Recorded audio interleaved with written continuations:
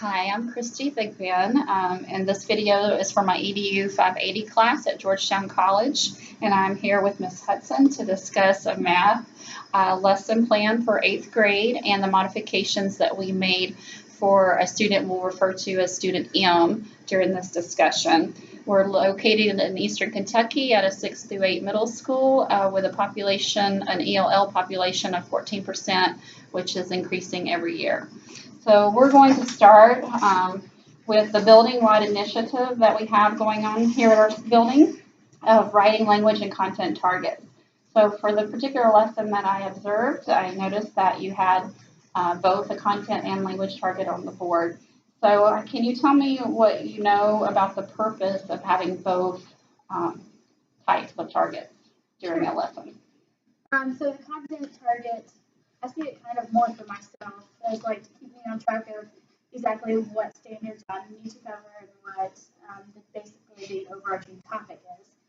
Language standards are really geared towards the student and like what they are going to do to show that they've met that content, and it has to have a component of reading, writing, listening, or speaking in it as well. So students are like actually involved in their content. Okay.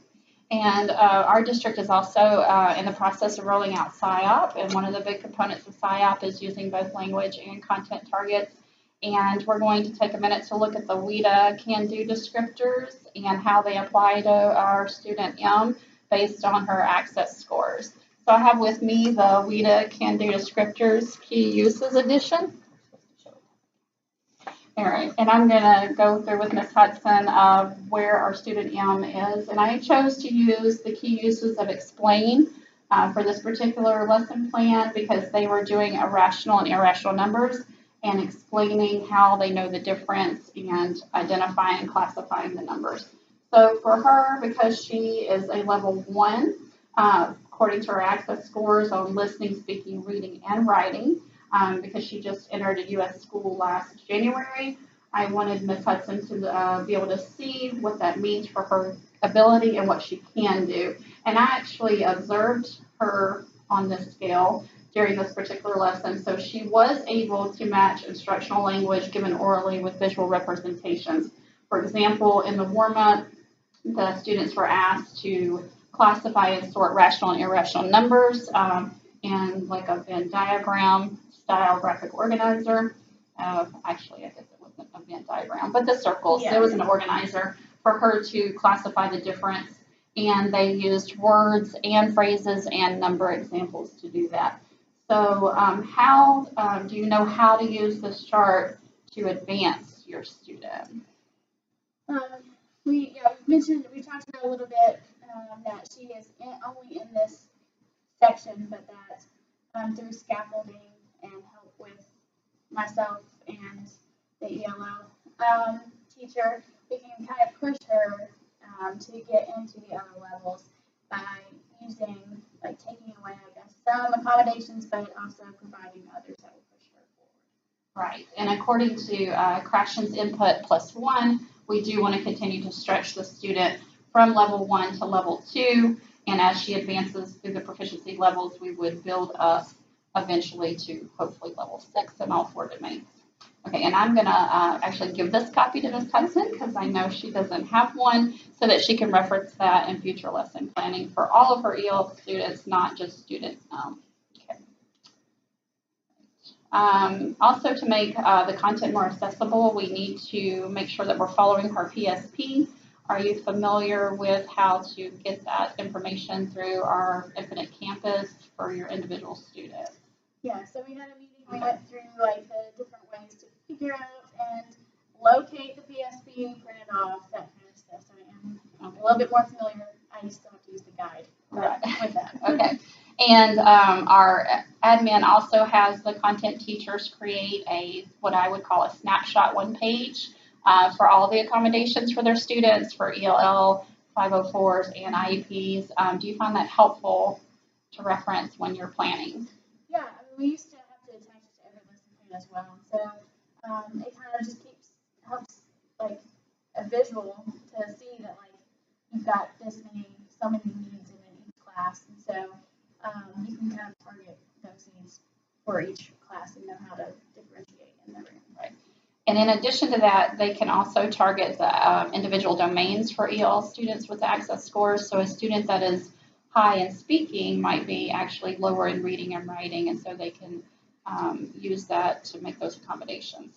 All right, we're going to get into the actual lesson plan that I observed on this day. Can you tell me a little bit of how do you build background knowledge for your students? Because I did not see the prior lesson or the lesson following, but I did read the full unit plan. So how do you make decisions, or how do you build background knowledge for your students? For this particular unit, we actually used video clips from Despicable Me because we compared the yellow minions and their behavior to the purple minions and their behavior once they go all crazy, and talked about like the differences. One was more rational, the other was more irrational. We actually like color-coded things that the yellow was rational, the purple was irrational, and kind of kept up with that. And then we also gave some very like guided notes to help them along the way. We did lots of like card sorts and all that kind of stuff just to help figure out and just identify. But yeah, we used a lot of, I'd say at the beginning we did the like 7-step vocabulary system too, with some of the more basic words to help build that knowledge before just introducing it into the content. And then I noticed that you had a lot of interaction in the day that I observed. So they were actually working in stations. Is that a common strategy that you use in your teaching, and why would you do that? Yeah, we actually use that, I would say, at least once or twice every single unit. And so some units are very short, others are a little bit longer. But we use that often because even at this level in 8th grade, like the kids just need movement breaks. They need time to like just transition and walk a little bit so they can focus a little bit better. So providing those brain breaks in between just transitioning to each station really helps overall with behavior. And then also we like to use the stations because we can do a lot more hands-on activities and then kind of rotate them through pretty quickly. And we do it often because at the beginning of the year, they're not like very acquainted with the system, and so sometimes it's a little bit more hectic. But by the end of the year, they've really gotten trained and they understand like exactly how every transition should work and the procedures that go with it. So in addition to the behavior and the movement, another reason to do the interaction, according to SIOP, which this is my thank you for you. So I'm going to give you the latest edition of Making Content Comprehensible for English Learners. One of the components of SIOP, and since we're rolling out SIOP in our district, I wanted her to have this in her hands. One of the major components is the interaction and giving students more opportunities for reading, writing, speaking, and listening. So I'm going to pass that on to you. Okay. And using my little notes. Okay. Because the lesson that I observed, though, it seems that you ran out of time at the very end. The kids love the interaction. They love the rotating stations. If you had it to do over, how would you close the lesson differently? Yeah, I think we should have been a little bit better with the timer and left a few minutes at the end. But if we could go back and redo that part, I would definitely have some type of closure, even if I just showed the video clip of the minions again, just to remind them of that. And then also an exit slip. And the way we usually do exit slips, they're individual, pretty short, and the students will like complete them as best they can. And then as they exit the room, they actually place it on our door. Right, but the door has like folders on it that are red, yellow, and green, and they have like actual pictures on them to also help with that. But if they feel like they really don't understand the content and that they need a lot more help, they'll put their slip in the red. If they feel like they're kind of getting it, but they would like a little bit extra support or a little bit more practice, they'll put it in the yellow. If they feel like they are good to go and that they can probably even help a partner out, they will put it in the green. Okay. Awesome. And those exit slips, are they typically a verbal question or written, or is it a working a problem, or is it a variety? It's usually a variety, but for rational and irrational numbers, it would have been more skills based. So like just identifying. Okay.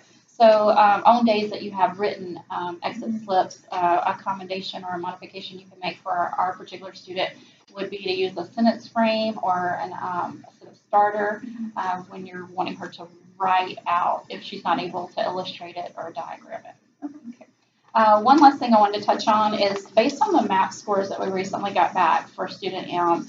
She scored a 196, which we know is on third grade math level. But from my observation in that particular day, and I wanted to see what you are seeing on a day-to-day basis, do you feel like that is really her true ability in your content area?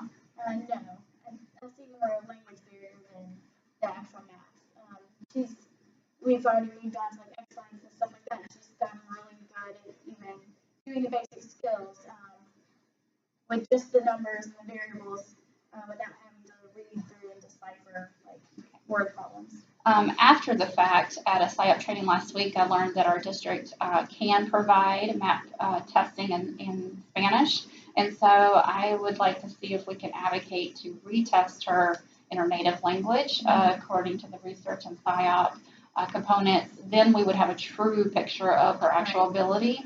How do you feel about that? Yeah, I think that would be beneficial not just for our one student, but for all of our ELLs, especially to like, we don't have a true representation of what they know in just math. Right now we have a representation of how well they're able to understand the language that goes along with math. So I think putting it in Spanish in their native language would make it like a much more reasonable data point for them.